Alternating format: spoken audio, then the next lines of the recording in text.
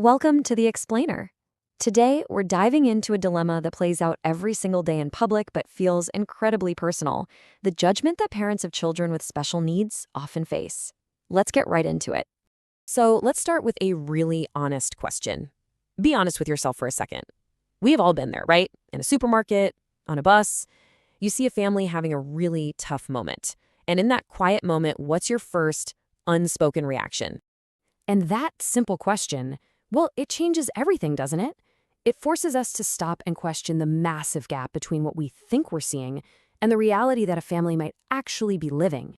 All right, so first, let's set the scene. We're going to look at that common scenario where this entire issue kicks off: a public place, a family that's struggling, and, well, an audience of strangers. You can picture it right now. This moment creates this immediate, unspoken tension. It's the clash between a family's very private struggle and the very public expectation of how children and, let's be honest, parents are supposed to behave. Okay, so let's really dig into one side of this argument: the idea that these parents are judged way too harshly, and that what we see is just the tiny tip of a much, much larger iceberg. And here's the thing you have to understand. The root cause of the behavior is often completely invisible. A child who's screaming isn't just being naughty. They could be having a total sensory overload from the buzzing fluorescent lights and the noise of the store. That is the invisible battle they're fighting. And look, this isn't just about feeling judged. For so many of these families, it's their daily reality. It's the constant, low-level scrutiny, the stares, the whispers, the helpful tips from total strangers.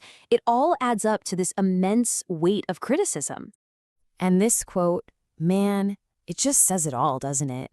It perfectly captures that huge gap between what the public sees and what the family has been through.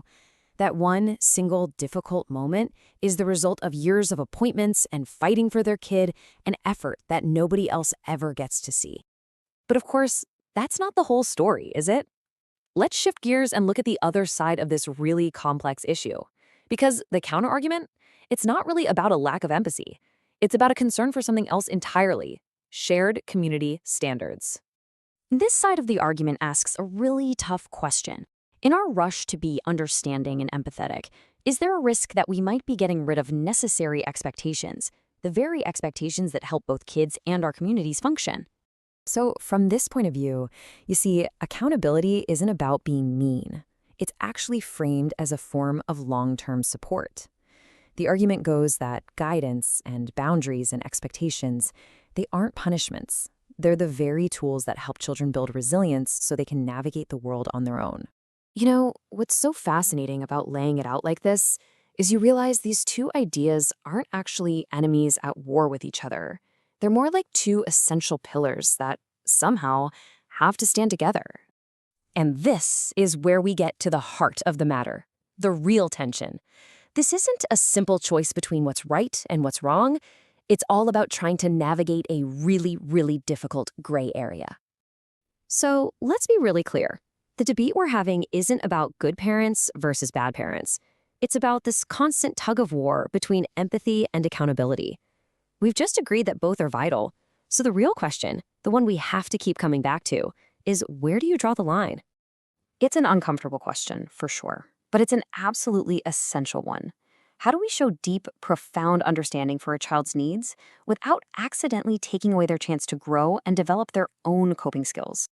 And what about the systems we trust to make these calls?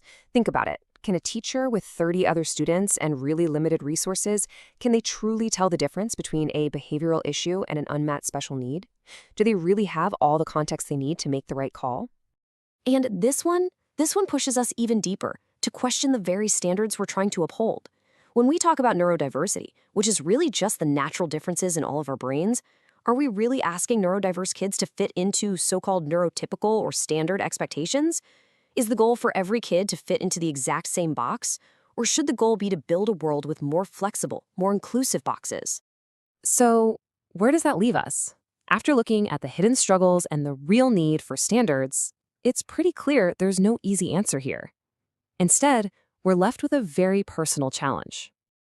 In the end, there's no rule book for this. The resolution isn't going to be some policy or some simple rule.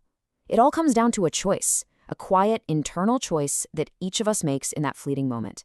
And that choice, multiplied across all of us, is what truly decides whether we're a community of judgment or a community of understanding.